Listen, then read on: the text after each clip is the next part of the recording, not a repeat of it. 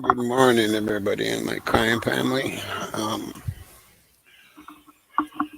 boy, I got this from Karen, and it was verified and everything at 2:30 yesterday, um, and or between like 2 and 2:30 or something like that. Before anybody ran it anyway, and I wanted to jump right on the computer and run this, and I just had a hard time because I just didn't want to disrupt the family anymore than it already has been.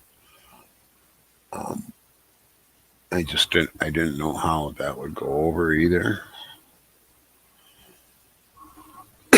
and I just had a hard time dealing with it. And the others ran it, and um, and I started thinking, well, it's not really up to me.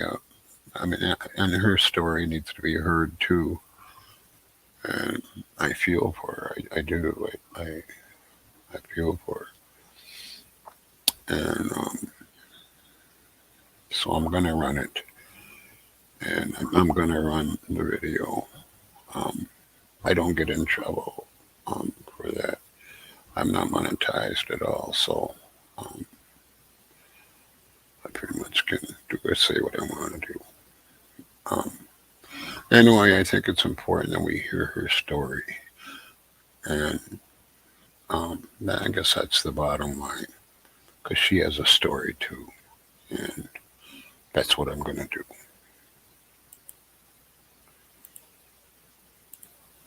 Just give me a second here, and here we go.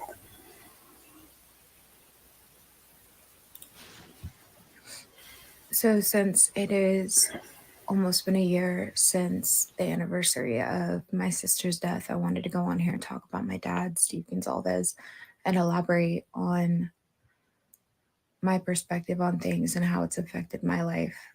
Um, I didn't know how to go about that. I don't know how to go about that. So, I decided that I would write from a journal entry that I wrote today. And I feel really vulnerable doing this. So, anyway, this is what I wrote today. Hi, Steve. I'm really feeling exactly why I've been so bothered by Steve. I understand now that when he would write me for all those years, I did not have a fixed idea or example of what his voice would sound like or how his movements would look while speaking. Seeing him on the screen so often expressing his love for his daughter and its deep sadness that he feels because she is gone is all expressions that I wanted him to have for me.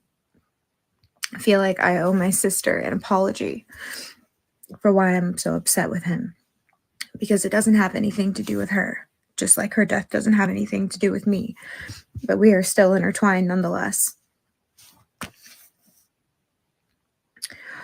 Her unaliving shows me exactly the capability that Steve has to be a father.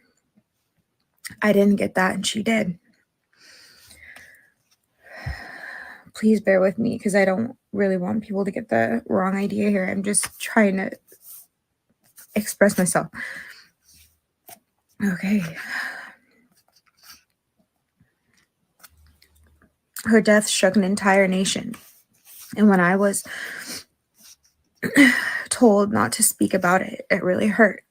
And when I found out I wasn't allowed to speak to my dad about it, and the media and TikTok especially had all sorts of accusations and borderline obsessions about the case, and I was blasted for simply asking people to remember that the victims have families and that this subject is sensitive.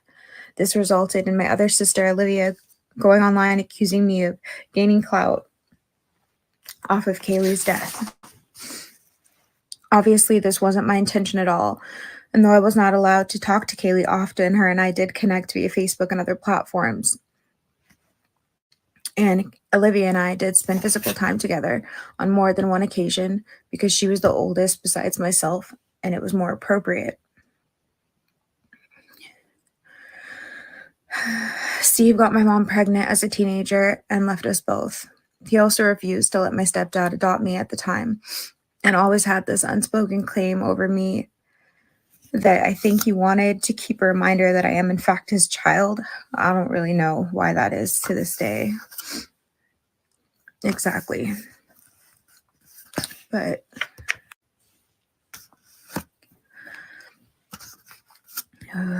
over the duration of my entire life, we spoke in private through thousands of emails since I was a child. His wife would never approve of this and always shut me down every time or ignored me entirely when I would try to reach out to my sisters and my brother. So being told to go underground and keep to myself after all this really set me into a really dark night of the soul. Seeing my dad's face and some of the more unsettling comments opened an abandonment issue, an abandonment wound that I thought I had since healed by the connection that I had developed with Steve before this had happened. In a lot of ways, Steve became my best friend. And even though I had never met him in person since I was a very young child, I still had a lot of love and a lot of curiosity about my family and where it came from, and that never went away. I watched him and my sisters grow up through the pictures he would send me, and I felt like I knew Kaylee. Since she was a little girl. And I was kept secret long before she even knew about me. I had no desire to force myself into their family when I was again repeatedly told that Steve was given an ultimatum to either choose me or his other children by his wife, Christy. So needless to say that he chose his other family. And I respected that. However, I always held hope that I'd get to meet them all someday, especially because I really enjoyed the time that I did get to spend with Olivia. And I would have given anything to meet Kaylee. It's hard to read. Perfect strangers are grieving her death, but I'm not supposed to, and I'm her blood relative. I changed my last name from Samantha Gonzalez to Samantha Nelson when I was 18 because it felt like the only thing I had control over, and I wasn't part of that side of my family. Even though I looked like Steve and I had his wit and apparently his mannerisms, I still wasn't a true Gonzalez. I also wanted to have the same last name as my little sisters on my mom's side because being a big sister was very important to me. Since Kaylee's been taken away from us, I'll never be given the chance to do that in whatever way that might have looked like in all the ways that I had dreamt of. I didn't get to say goodbye either. I was hardly even given the opportunity to say hello without her mother knowing. I'm by no means trying to bash my dad or his wife for that matter, but I had to deal with this all alone. And when this happened, it really just, it spiraled me in the wrong direction. It really triggered a lot of abandonment wounds, and that resulted in me self-medicating in unhealthy ways. I started drinking a lot and isolating, and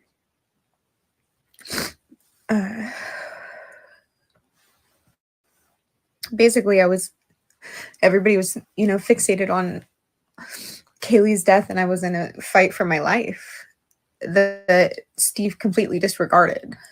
And when I had made my first initial video, Steve told me to take it down because it had caused drama in their family. And I by no means was trying to make things more challenging for him. I had no desire to look like I had dropped into victim mentality, and I had enough emotional awareness to know that I needed to get some help processing this too.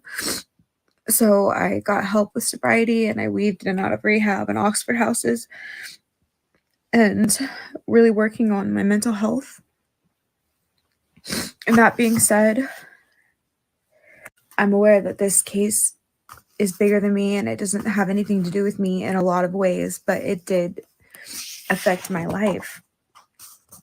And if I could speak to Kaylee today, I would tell her that I'm so incredibly sorry that this happened to her. and that she was and is so loved, that she has millions of people praying and fighting for justice for her. And I'd tell her that I don't understand why this happened to her.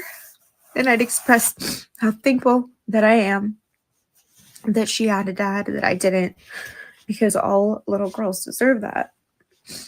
Hold on.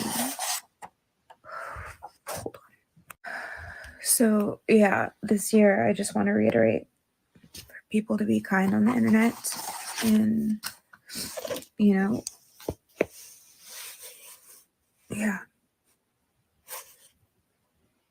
that's all I have to say about that right now.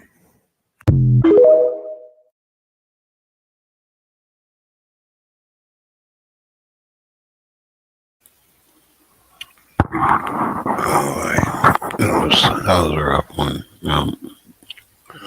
I have a daughter, and I guess I don't understand, because I could never leave my daughter, man. I mean, we have a mixed family. I don't understand. And she needed a voice, and that's what we're here for, is to give people like that voices. And this really doesn't have nothing to do with the case, I don't think. Some people I have talked to about, should I run this or not, or whatever, they said, well, if he could be sneaky about that, he could be whatever, I don't believe in any of that crap. This is a family matter, and I'm hoping that they take her in as a daughter, like they should. But that's my say. I don't know any of the background except for what she has said, so and that's that. And I guess until next time, guys, love you.